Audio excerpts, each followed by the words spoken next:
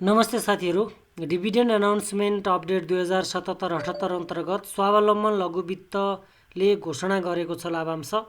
लगानीकर्तालाई कतिको खुसी बनाएको छ, अहिलेको सन्दर्भमा सेकेन्डरी मार्केटमा कति चलिराखेको छ, कस्तो प्राइस ट्रेन्डमा चलिराखेको छ, लगानी गर्दा कस्तो होला यो वितरण गरेको लाभांशको सम्बन्धमा, यो विषयमा एउटा समीक्षात्मक भिडियो लिएर आएको छु। स्वावलम्बन लघु वित्तले हाल कायम चुक्ता पुँजीको 19% बोनस सेयर र करसहित 6% नगद लाभांश गरी 25% नगद 25% लाभांश वितरण गर्ने घोषणा गरेको छ। नेपाल राष्ट्र ब्याङ्कबाट स्वीकृत भई आगामी वार्षिक साधारण सभाले पारित गरे पश्चात सो लाभांश वितरण गरिनेछ। असोज 21 गते बसेको लघु वित्तको सञ्चालक समितिको बैठकले सो दरमा लाभांश वितरण गर्ने निर्णय गरेको हो। अब लघु वित्तको यो नगद लाभांशको त अब त्यस्तो धेरै अब लागत हाम्रो धेरै पर्छ हैन। त्यो सिम्पल इन्ट्रेस्ट रेटको जति पनि आउँदैन, त्यो भएर नगद लाभांशलाई त्यति रुचाइदैन हैन। 19% बोनस सेयरकै कुरा हो। 19% बोनस सेयर हामीले प्राप्त गर्दैछौँ।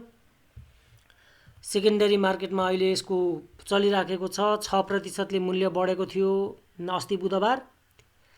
1772 मा चलिराखेको छ यसको अहिले, र अब लिडिङ पोजिसनकै हो हैन। यो त एकदम माथि लगभग 2090 पुगेको चाहिँ कतिमा 1561 सम्म झर्यो होइन, 1549 सम्म झर्यो यो रिसेन्ट टाइममा। त अहिले भने पुरै सर्किट हानेको छ। यहाँबाट डोजी क्यान्डल बन्यो, त्यसपछि अर्को गर्दा लघु वित्तको मुभ एकदम छिटो आएको छ हैन। अब तपाईले चाहिँ यो किन्दा कस्तो होला भन्ने जिज्ञासा पहिला आउला।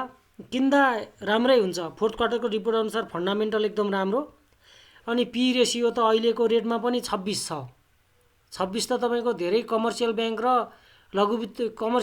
डेभलपमेन्ट ब्याङ्ककै 26 भन्दा बढी हुन्छ, कतिको धेरै जस्तोको हैन। त्यो भएको हुनाले किन्दा फन्डामेन्टली राम्रो हो। 19% बोनसलाई पनि नराम्रो भन्नु भएन। त्यहाँमाथि अलिअलि नगद पनि पाइन्छ। यो हिसाबले भन्ने हो भने अब लगानीकर्ताको क्रेज पनि देखिन्छ हैन। कम्पेरिटिभली म हेर्छु सर, म त अरूमा पनि हेर्छु भन्नुहुन्छ भने इपिएस अनुसार त नदेकै हो। उदाहरणकै लागि अब मेरो लघु वित्त हैन, अनि त्यसपछि सिभिल लघु वित्त केही पनि यही बराबरको बोनस त यही त हो नि। 19% 20% त छ नि तिनीहरू अरूको पनि, तर तिनीहरूको चाहिँ प्राइस कम छ। अब हैन, म कम्पेरिटिभ ढङ्गले हेर्छु, जुनमा लागत कम हुन्छ त्यही अनुसार हेर्छु भन्नुहुन्छ भने चाहिँ अब विकल्प हो डिभिडेन्डकै लागि चाहिँ हैन। अहिलेको टेम्पो डिभिडेन्ड पछि त प्राइस एडजस्ट हुन्छ। प्राइस एडजस्ट पछि हरेक कम्पनी चाहिँ त्यो पहिलाको मूल्यमा पुग्न स्ट्रगल गरिराखेको हुन्छ। तर यो चाहिँ पहिलाको मूल्यमा पुग्न स्ट्रगल नगर्ने खालको कम्पनी हो के, किनकि बोनस सेयर आउन त टाइम लाग्छ। बोनस सेयर आउँदाखेरि तपाईको त्यो बोनस सेयर चाहिँ यो टुप्पोमै बेच्न पाइन्छ जस्तो लाग्छ कि मलाई, लगभग 2000 चान्चुनकै रेन्जमा। त्यो चाहिँ फन्डामेन्टल स्ट्रङ भएको नाताले चाहिँ त्यो एउटा फाइदा हुन्छ। अरू बाँकी कुरा त अब छँदैछ, ठिकै छ हैन। यसले पनि लगानीकर्तालाई निराश चाहिँ पारेन जस्तै मलाई लागिराखेको छ। हस्, अर्को भिडियोमा फेरि भेट्छु। धन्यवाद।